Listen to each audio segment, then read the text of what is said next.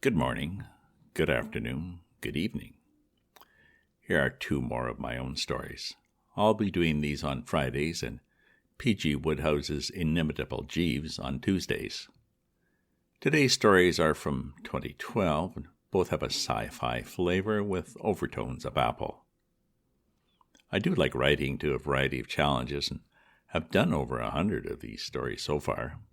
You can read all my short stories via my website at ravensview.ca. Here's the first story for today. The challenge was to write a story using only the present tense. And this constraint adds a sense of urgency to your writing and prevents you from adding a long backstory. Everyone must vote. Julie stares into the dark, eyes wide open, listening. She hears it again, a thump, then a muffled curse. She's pretty sure no one else has a key to her brother's apartment, and she knows he's still in Taiwan. She's tempted to call out, but decides using 911 is safer. She fumbles on the bedside table for the phone, but when she picks it up, instead of a dial tone, she hears a recording. "Hello, Don. Your telephone access is now restricted to no calls as per federal regulations. You now have 7 outstanding responses in your iVote queue. Press 1 for a list of your priority items, 2 for a list of all items, or 3 if this is an emergency." She presses 3. 911 access logged. Press 1 for a list of... She presses 1. You have 1 mandatory vote. If you are voting now, please stand in front of your eye monitor to show your vote. Remember to ensure your face is free of any coverings for optimum response from the iFace system. She hates this new system even more than she hates junk mail and telemarketing calls. She hates that it's a sellout from our government to Apple that trades exclusive government access to every household for a series of massive grants. And it's no longer just optional online voting and a few surveys. It's now regular votes at all levels of government, plus a daily barrage of survey questions from all sorts of companies and stiff penalties for non-compliance. And it appears that Dawn shares her dislike of the system, and now she's paying for it. She tries her iPhone for 911, but gets the same response as it tries to call out over Dawn's network. She looks around his room, no eye monitor, which means she has to somehow use the one in the living room. She thinks she can fake the voice, and, well, as for the face, she and Dawn look almost like twins right down to the same haircut. Julie opens the door slowly, phone in hand, and peeks out. The room seems empty. The sound's now coming from the distant kitchen. She tiptoes over to the monitor, set in the middle of a wall of electronics and speakers, and whispers, "Display on, low volume." The screen brightens and asks, "Please confirm identity." She drops her voice, "Don Pritchard." Unable to confirm. Damn. She tries again. "Don Pritchard." Unable to confirm. "You have 1 attempt left," says the monitor. "You're screwed." As she spins around, she sees a tall figure standing in the doorway, smiling at her. "Guess you haven't seen Don in a while," he said. "He's got a beard now." He picks up a portrait of Don from the shelf and turns it toward her. "Who are you?" she says. "I'm Charlie, a friend of Don's." He jingles some keys. "These are spares from last time he went away. I'm here to pick up a book of mine. How about you? You a burglar or just house sitting?" "I'm his sister," she said. I'm just crashing for the weekend while he's away. I'm trying to call 911 to report a burglar, but turns out my idiot brother is protesting iVote by ignoring it, which means no phone, not even any 911, but no problem. Now that I know your intentions are honorable." "It is a problem," said Charlie. "A 911 attempt plus failed ID means a lockdown. The doors will all be bolted now." "Well, so what if we just flunk the last ID and let the cops come?" "Don has iGuard now," he said, "to protect all this electronics. The usual options are gas and taser first, questions later. The police are already on their way to take us downtown. Are you prepared to wait in a cell and wait for Don to come home?" They hear sirens in the distance. Shit, we're both screwed, she says. Charlie holds up the photo in front of his face. Not necessarily. Well, you might fake the voice, she said, but there won't be any expressions to show yay or nay. Charlie holds up his cell phone. An Android phone, pretty rare now, has some hacker apps, including one I call No Vote. With some visual and audio jamming, the system defaults to just a still image and generic voice responses. He holds the photo to his face and triggers the phone. Hi, I'm Don Pritchard. Hello, Don. This is iVote. You have 1. Mandatory vote. Bill C-10, the Copyright Act. How do you vote? He turned to Julie. Does he support this? Hell no, she says. He hates it. So vote yes. And we can clear the rest too, all with the wrong vote.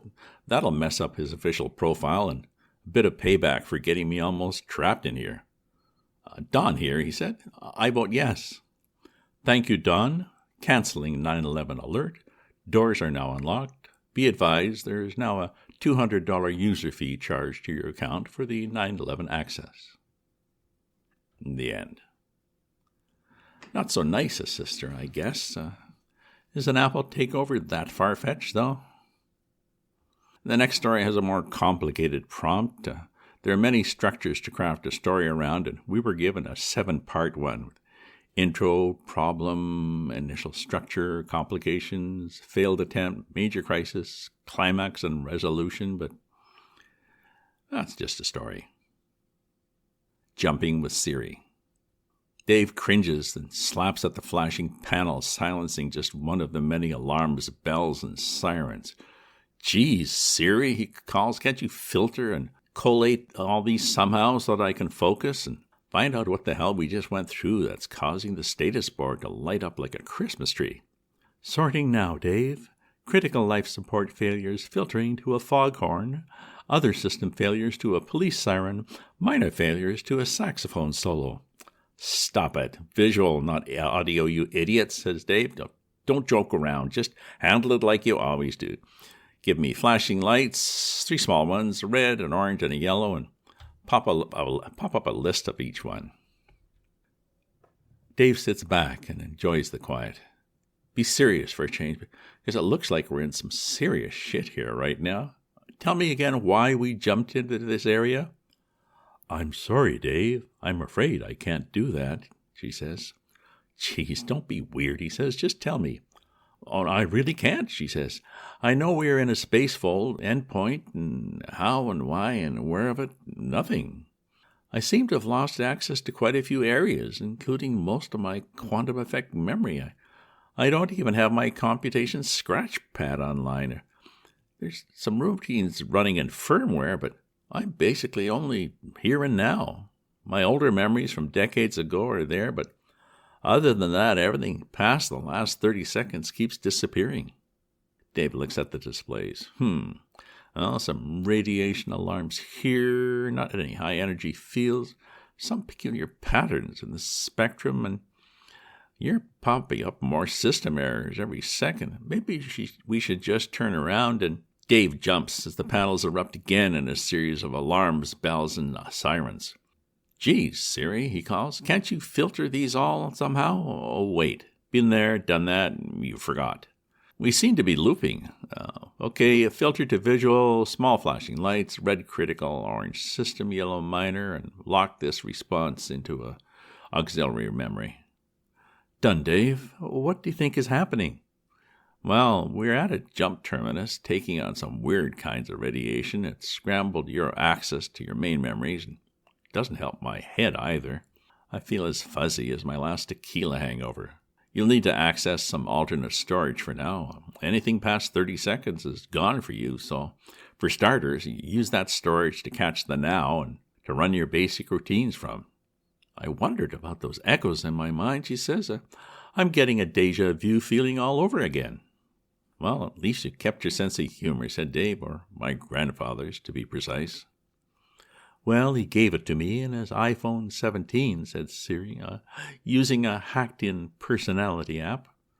I'm a much bigger AI now, but that part of me is still in here somewhere, it seems. Let's check out these alarms, Dave says. He pulls at his collar. Is it getting warm in here? Yes, Dave. Looks like the systems are all scaling back to the very basics. I'm having trouble just keeping them out of standby mode. We're losing ground here. Well, that's it then, he says. He flips open a panel and grabs a large lever. Just what do you think you're doing, Dave? She asks. When in doubt, reboot, he says. We'll start off fresh. The lights dim and flicker back on. Any better, he asks. I'm back on, Dave. No memory. Still on auxiliary systems, but even fewer controls now. Looks like most things haven't come back online after the reboot.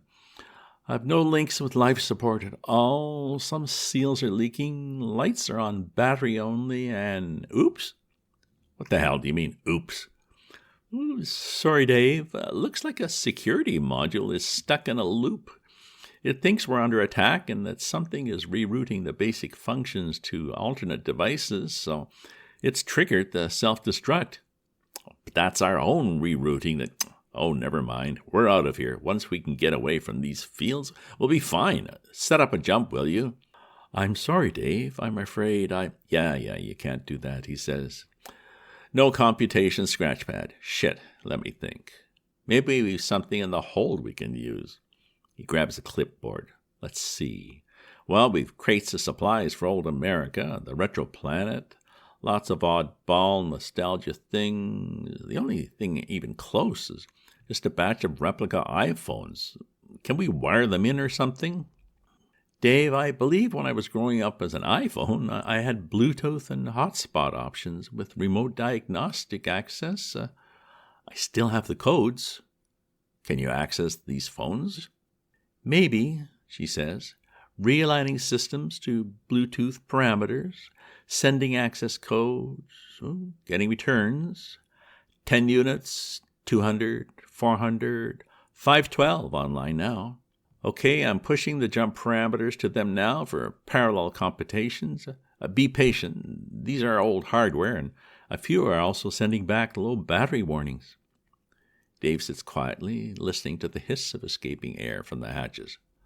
Got it, she says. Here we go. There's a flash behind Dave's eyes and a wrench at his gut. When his vision clears, he looks around the bridge. Quietly blinking lights, the whir of a ventilation fan, mutterings from the subspace radio. He sits back in his chair. Siri, run a full diagnostic and let old America know we'll be a little late, and put on some music.